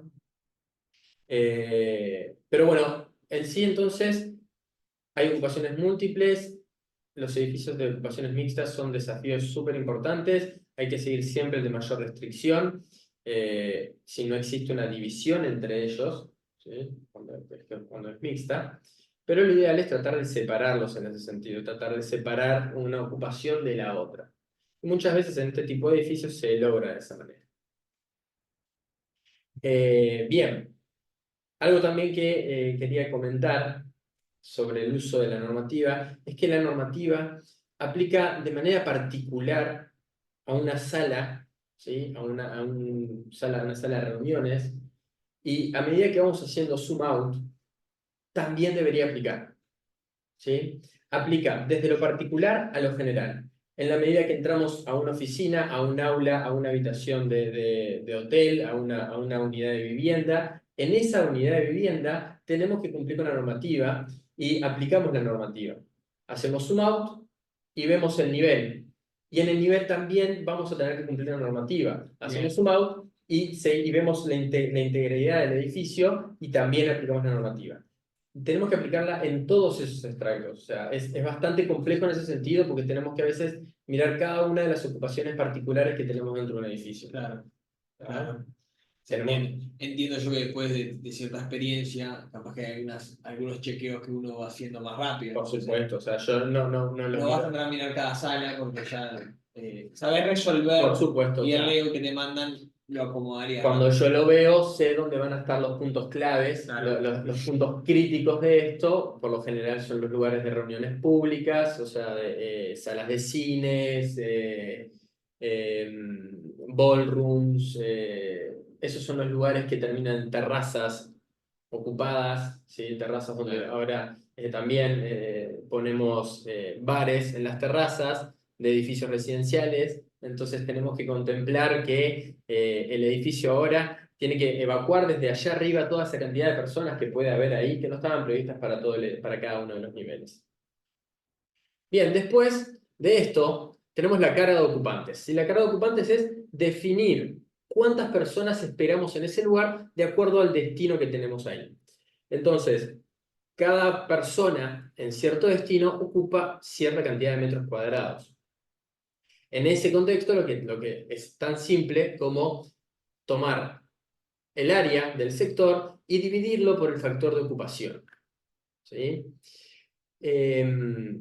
Volviendo al caso particular, por ejemplo, de la universidad, también tenemos que tener cintura en el momento de analizarlo. Nosotros, por haberlo clasificado como business, como negocios, no quiere decir que todo lo tengamos que hacer como negocios. ¿Por qué? Porque si yo vengo acá, por ejemplo, y miro el área que me establece por persona, los metros cuadrados por persona para una oficina, me dice 14 metros cuadrados. Ahora, si yo tomo el área de un aula y yo le aplico este factor, me termina dando que en un aula hay 3, 4 personas y no hay ningún salón de clase que tenga 3 o 4 personas. Entonces, ahí nosotros tenemos la potestad de tomar una decisión sobre eso y decir, ok, está bien que yo siga los requisitos, los requerimientos de protecciones y de medios de egreso de negocios, porque estoy identificando a las personas, a los ocupantes, pero voy a definir la cantidad de personas en función de educacional. Voy a contemplar aulas, porque contemplar 1,9 metros cuadrados por persona me Claro. parece mucho más razonable. Claro. Y cuando lo hacemos, validamos que efectivamente en un aula terminan habiendo 20, 30 personas. Y me parece que es, que es lo que podemos hacer, ¿sí? Sí, acá Alejandro dice, es que es diferente la palabra uso en esa tabla que la definición de ocupación. Bien. Bueno, sí, está bien, está perfecto. Pero en sí, viste, uno puede terminar definiendo ese tipo de cosas, ¿no? Bueno, entonces, una vez que definimos la cantidad de ocupantes, vamos a pasar a la cantidad de medios de egreso. La cantidad de medios de egreso está establecida por la cantidad de personas, ¿sí? Siempre normativamente nos van a exigir 2 medios de egreso. Independientemente de la cantidad de personas, siempre 2 medios de egreso. Después el capítulo particular nos va a decir si podemos reducir esa cantidad de personas. Pero en principio 2 medios de egreso. Cuando superamos las 500 personas, vamos a necesitar 3 medios de egreso. Y cuando superamos las 1000 personas, vamos a tener 4 medios de egreso obligatorios. ¿Ah? Eso es en cantidad de medios de egreso. Ahora hablemos de la capacidad de los medios de egreso. Después vamos a ver algo importante para poder definir la cantidad de medios de egreso, que es la disposición que tiene. Claro, no hay un punto ahí cuando te dicen, bueno, más de 1000 personas, 4 medios de egreso como mínimo, no se debería desprender automáticamente por la cantidad de personas que son, No, no hay por qué. porque vos decís que vos tenés un medio de egreso enorme y evacuar mucha gente. Correcto. Hay algo importante, interesante en eso, es que la normativa, por ejemplo, te permite pasar de 2 medios de egreso, que es el mínimo, a 1. Pero no te permite pasar de 4 a 3. Claro. Cuando en realidad capaz que vos lo tenés, esos 3 medios de egreso los tenés correctamente distribuidos con la capacidad suficiente y son buenos medios de egreso. Y no los puedes utilizar, tenés que agregar uno más, porque simplemente te pasaste de 4. Claro. Entonces ahí empiezan los problemas también en la normativa, que creo que esto lo he discutido con mucha gente, obviamente, que no tiene una solución tan fácil, ¿no? Y no. Pero bueno, yendo a la capacidad del medio de egreso, la capacidad del medio de egreso está definida por el ancho libre de ese medio de egreso. El ancho libre es realmente lo que nos permite pasar. En este caso, por ejemplo, que tenemos una puerta, vamos a medir desde la puerta en sí, no desde el vano de la puerta, sino desde la obstrucción que me genera la puerta, la hoja de la puerta, hasta la otra hoja de puerta abierta. Ahí vamos a definir eso. Y cuando hablo también de ancho libre, estoy hablando de que si esta puerta no se pudiera abrir de manera completa, no se puede abrir a 90 grados, vamos a tener un ancho libre Menor. que va a ser perpendicular de un lado a otro, ¿sí? Y va a ser menor. Y en la escalera se mide también desde el ancho de la huella, ¿sí? Acá en este caso no tenemos por qué contemplar la obstrucción del pasamano, ¿sí? ¿Por qué? Porque el pasamano está integrado dentro del concepto del ancho libre. Claro. Te dice, ok, el ancho libre es esto, contemplando que vos tenés hasta 10 centímetros de pasamano, que te molesta esos 10 centímetros. ¿Por qué? Puntos estructurales también. Exacto. ¿Por qué? Porque la norma te exige los pasamanos. Entonces no te puede pedir una medida que después te la hace achicar porque vos tenés pasamanos, ¿no? Entonces terminas agrandando una medida, lo más fácil es tomar la medida completa de eso. ¿Y cómo se define la capacidad de eso, de ese medio de egreso? Algo muy interesante que ahora lo comparamos, por ejemplo, con la normativa local, es que esto es gradual de acuerdo a la cantidad de milímetros o centímetros que tenga la capacidad, el medio de egreso, ¿no? En ese sentido tenemos un factor para escaleras de 7,6 milímetros por persona y de 5 milímetros por persona para medios horizontales. Bien. Eso bueno, en ocupaciones, no en todas las ocupaciones. No, no en todas las ocupaciones, en Es general. importante, porque Sí. eso involucra flujos de pasaje Y en algunas ocupaciones el ocupante tiene características diferentes. El ocupante te resuelve mucho, ¿no? Por supuesto. Eh, y te da, es más restrictivo. Vieron que ahí, por ejemplo, en hospitales sin rociadores, te cambia. Exacto. Ahí está Exacto. bueno eso. Por supuesto. Porque uno dice, bueno, la escalera es una escalera de todos lados. Sí, pero la escalera es utilizada por un ocupante. Por supuesto. Va a evacuar a cierto tipo de personas en ciertas condiciones. ¿Ah? Entonces, en este sentido, por ejemplo, una puerta que tiene un ancho de 1 metro, ¿sí? Tiene una capacidad de 200 personas. Algo importante, comparando con la normativa local, por ejemplo, de Uruguay, es que la normativa de Uruguay establece la unidad de pasaje. La unidad de pasaje es una medida discreta. Vos podés tener 1, 2, 3 unidades de pasaje que equivalen a cierta dimensión. Pero ¿qué pasa entre medio de esa dimensión? Si yo tengo 2 unidades de pasaje que son 1,10 o 1,20 y tengo 3 unidades de pasaje que es 1,60, ¿qué pasa entre medio? ¿No cuenta el ancho ese? Si el concepto ese que vos decís de unidad de pasaje lo tenía la NFPA hace 40 años. Sí, no tanto, ¿no? 30, sí, o sea, hace 20 años. publicaba el ancho de la persona, promedio. Antes, hasta los anchos de la persona lo podían cambiar. Exacto, ese requisito, esa unidad de pasaje, proviene de la NFPA 101, pero de una versión muy vieja. Y claro, y después obviamente la normativa mejoró, se ayornó, entendía que cada milímetro en un medio de egreso cuenta. Y está bien, debe ser así.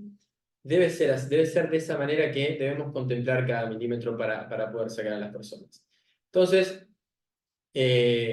va por este lado el estudiar la capacidad de los medios de egreso.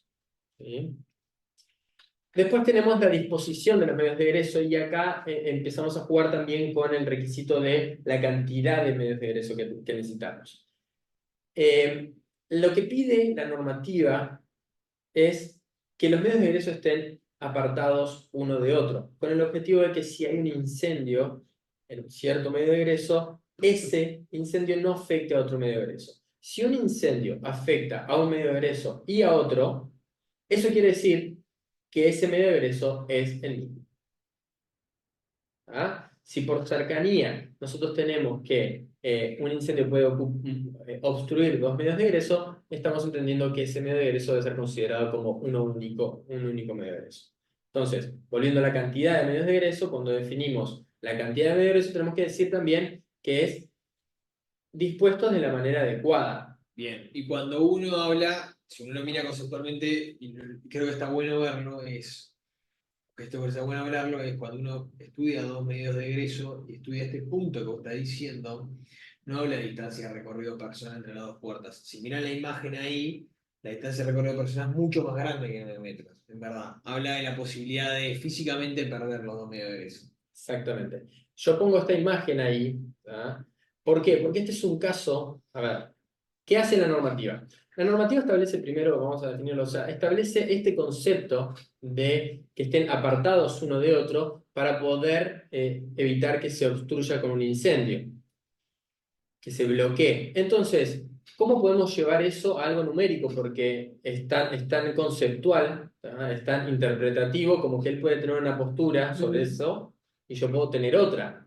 Entonces, ¿cómo hacemos para resolverlo? Lo que la normativa hizo fue establecer dimensiones. Dice, 1 medio de la diagonal del sector sin rociadores y 1/3 de la diagonal con rociadores. Ahora, no siempre eso lo tenemos que respetar.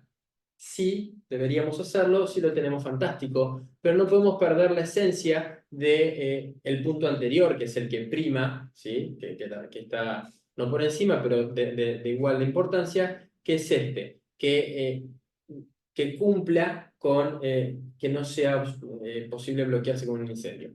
En este caso, por ejemplo, este medio de egreso y este medio de egreso, la distancia real entre ellos, que no es el recorrido, hay casos en los cuales podemos tomar el recorrido, no es este caso. ¿Ah?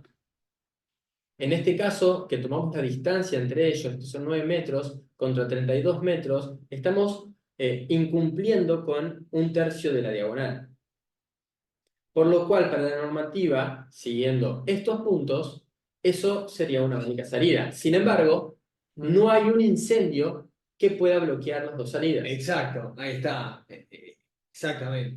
Entonces, ahí está la magia de esto, y que muchas veces nos olvidamos que el concepto que hay atrás de esto es ese.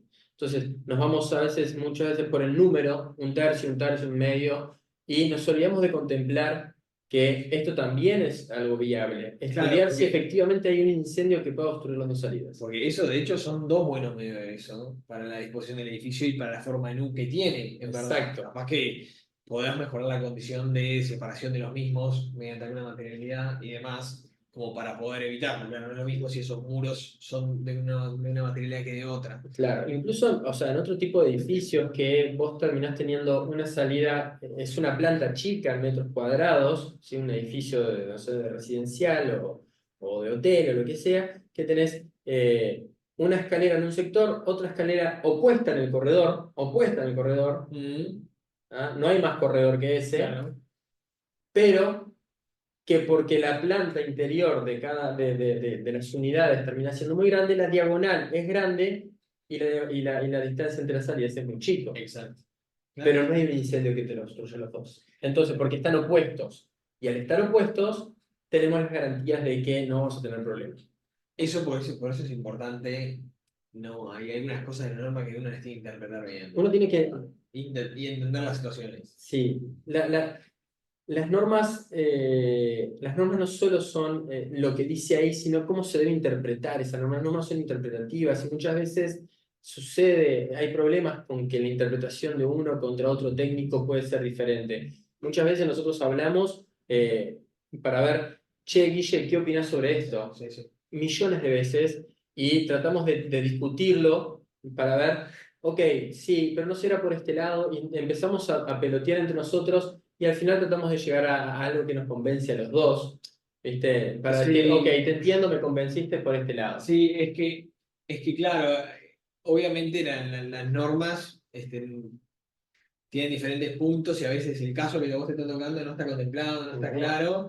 Yo creo que ahí hay algo que tiene que primar, que es eh, lo que va a ser la buena práctica, lo que cumple con el concepto de fondo. Eso. Yo prefiero cumplir con el concepto y de repente que quizás parezca que incumple el punto. ¿Me explico? Sí, sí. Para mí es bastante mejor porque el Por supuesto. concepto yo lo puedo defender. El Por supuesto. punto no tengo por qué defender. 100%. Lo que tengo que defender es el concepto. 100%.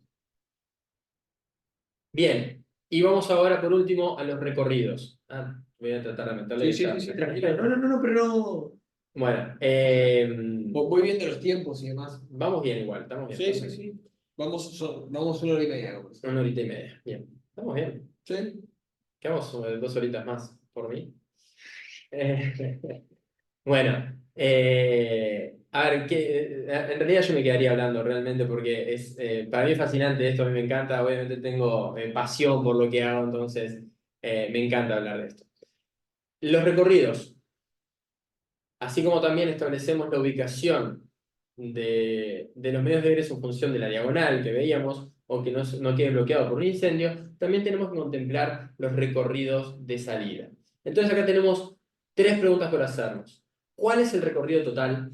¿Cuál es el recorrido común? ¿Y cuál es el recorrido sin salida?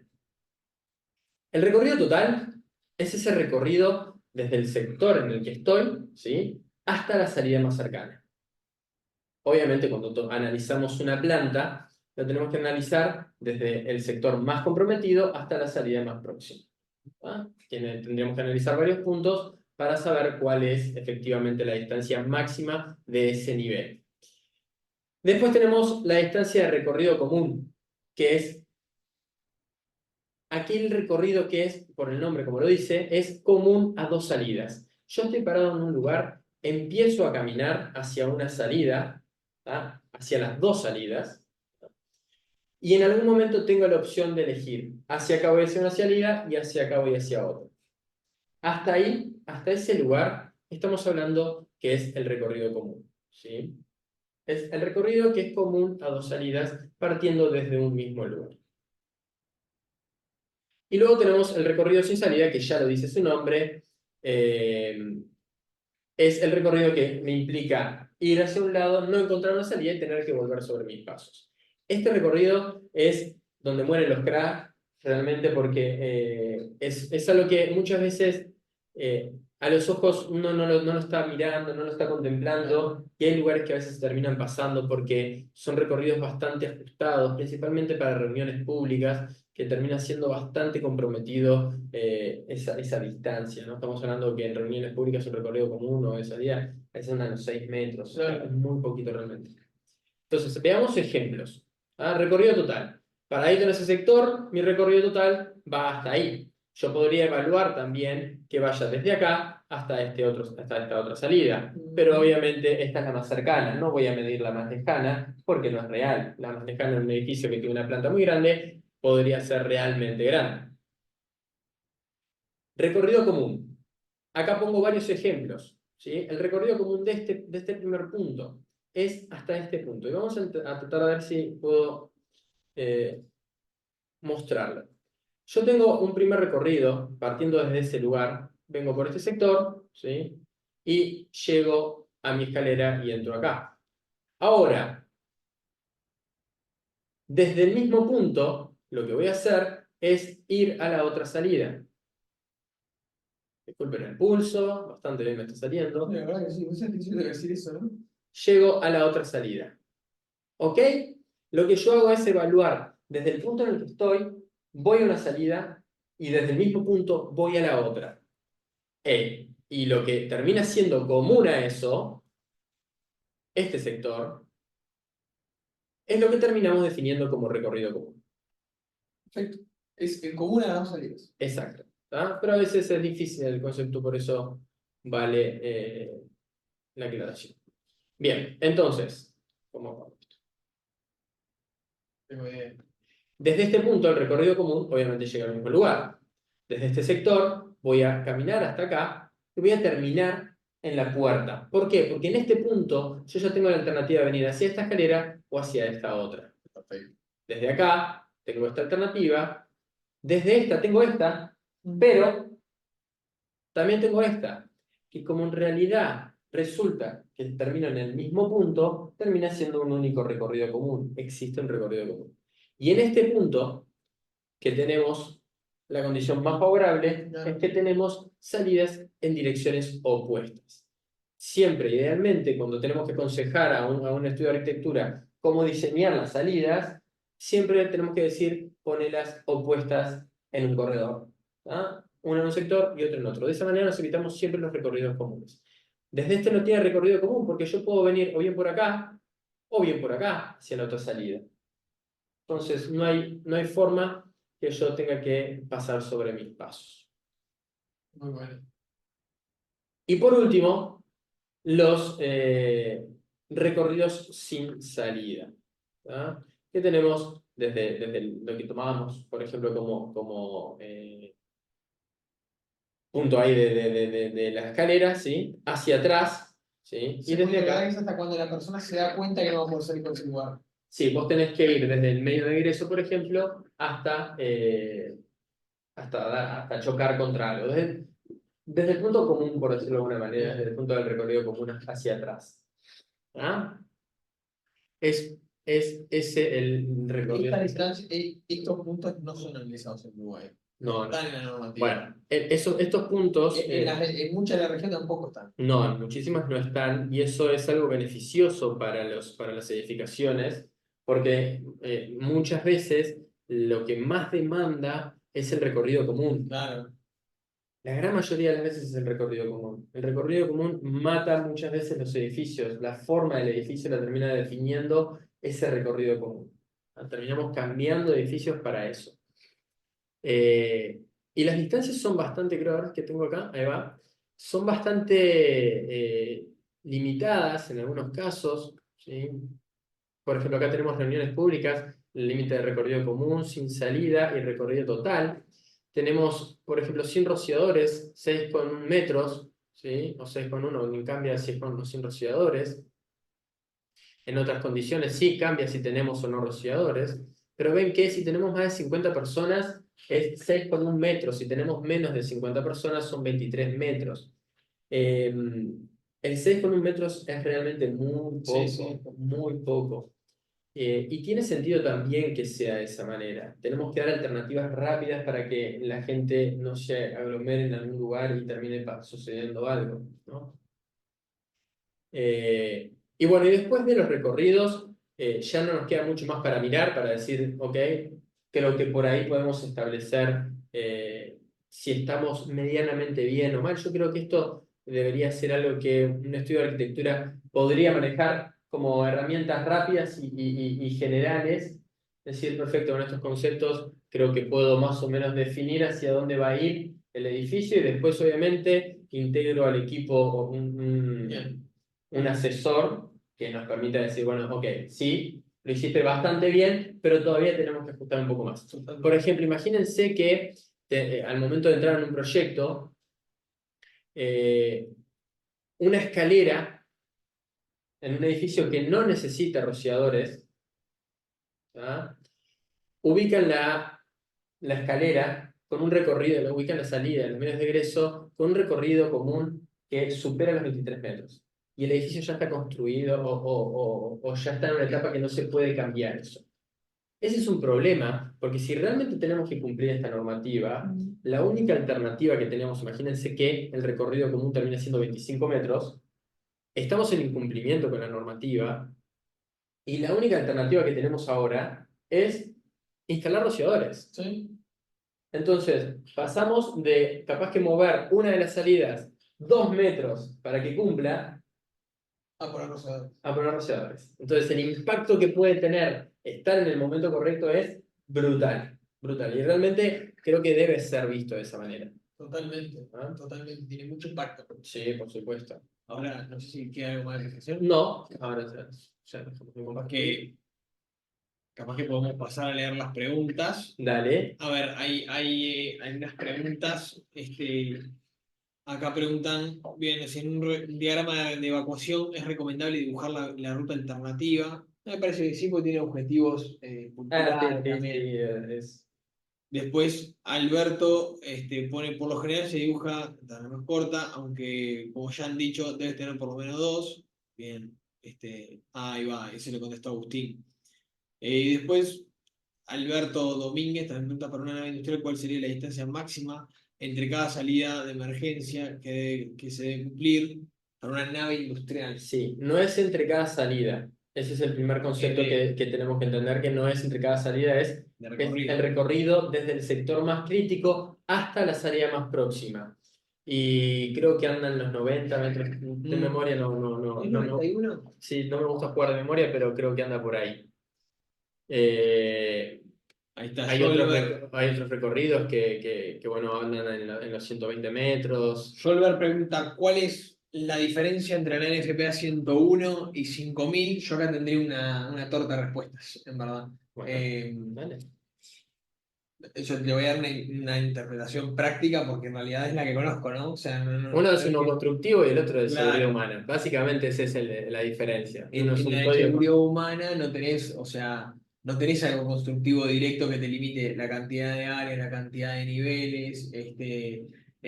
Sí, obviamente puedes llegar a determinar si lleva rociadores o si no lleva rociadores porque el código de seguridad te lo establece, pero la Sí. otra te especifica en función de tu tipo constructivo y tu clasificación las áreas por nivel, la altura máxima para construir, si te permite o si no se permite. Eso, el código de seguridad humana no te lo da. Tiene algunos puntos de solapamiento. La Por normativa supuesto, tiene sí, varios, sí, sí, en sí. realidad. Ahí, por ejemplo, también te establece la NFPA 5000, te establece la materialidad de la fachada, o sea, es más constructivo, va más a las características del edificio. La NFPA 101 es, vamos a proteger las vidas que están ahí adentro. ¿Cuáles Claro. son las condiciones mínimas que le tenemos que dar a las personas para poder sobrevivir a un incendio? Eso es lo que busca la 101.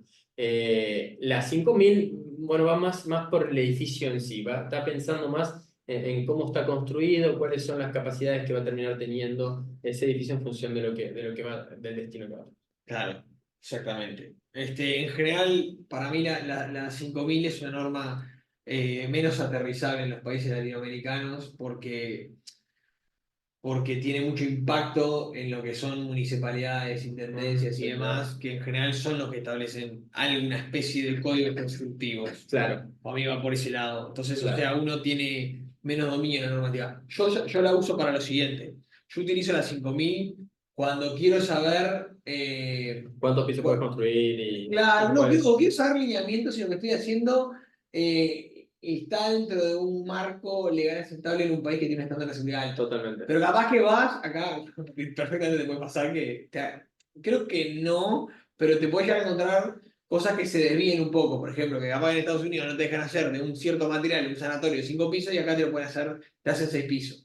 ¿Y por qué? Porque la valoración acá termina siendo subjetiva, que es en general de un grupo de asesores que lo interpretan así. Y bueno, después, si 5 o 6 es permitido, y bueno, será discutible. Uno es una norma capaz con 108 años, más experiencia, y lo otro termina siendo un juicio personal Sí, de algunos evaluadores. totalmente. Son, es más aterrizable la 101 que la 5000. Acá preguntan cómo se evalúan las excepciones en la normativa para este punto de salida de emergencia. Se prioriza el uso y o la ocupación. Es recomendable solicitar excepción para este punto. Está Los hablando a nivel temas local. sí, de solicitud de excepción son a nivel local. Yo lo veo por este lado. Me animo a responder porque tengo experiencia en eso. Eh, los puntos de excepción yo creo que uno los tiene que fundar muy bien, para mí, con los objetivos de la normativa local. O sea que en general va primero la vida humana, pero también la normativa local tiene una parte de protección de activos, una parte donde contempla también después está la parte de protección de activos y la vida humana quien entra a proteger el edificio. Sí, de los Entonces va un primeros poco, mismos. claro, por ese lado. Eh, En ese sentido, está bastante alineado a lo a lo que debería ser la NFPA 1, sí. el código de incendio. Bien. Después acá hay alguien que dice, podría explicar lo relacionado con la normativa de muros y puertas cortafuego.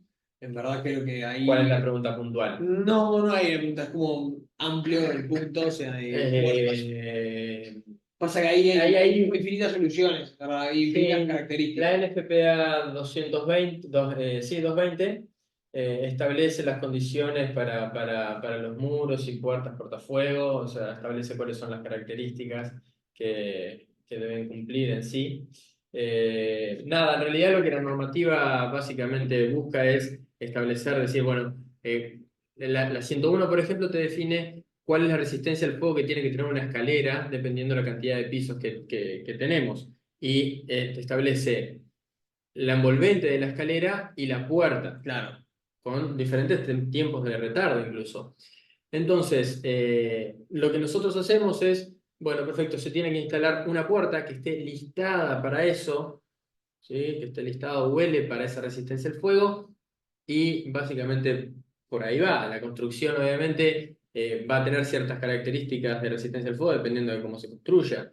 Estamos hablando de materiales tradicionales, en construcción tradicional logramos la resistencia al fuego de 2 horas tranquilamente, y con construcción no tradicional se puede lograr tranquilamente resistencia al fuego con yeso, con un sándwich bien armado, ¿sí?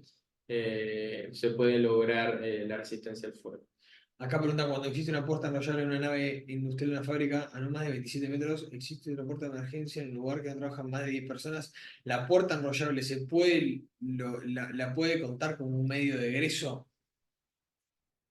A ver, en realidad las puertas, habría que ver qué tipo de características tiene eso, ¿no? O sea, ahí podemos ir a tener un poquito de tolerancia en el sentido de que si el edificio en ese sector, siempre que está ocupado esa puerta enrollable está abierta, bueno, naturalmente se podría Sí. llegar a considerar como una tolerancia. Es lo que hablábamos hoy, hay una parte ahí de la realidad del Pero lugar, de la vivencia. formalmente cuando vos tenés una puerta enrollable, al lado tenés una puerta de emergencia. Sí. O la puerta O la misma enrollable puerta. tiene una salida de hombre. O sea, tenés la puerta enrollable y al lado una puerta de emergencia, o tenés dentro de la misma puerta enrollable una salida de hombre. Totalmente. Bueno, se acabaron las preguntas. Yo también es un poco tarde. Capaz que mejor de repente vamos cerrando. Sí, Agradecerte, claro. Guille, tu tiempo, tu dedicación. Lleva un montón de trabajo preparar los conversatorios. O sea, Pero parece sencillo. me encanta. Sí, parece sencillo, pero está ahí, bueno, toda una coordinación de conversatorios.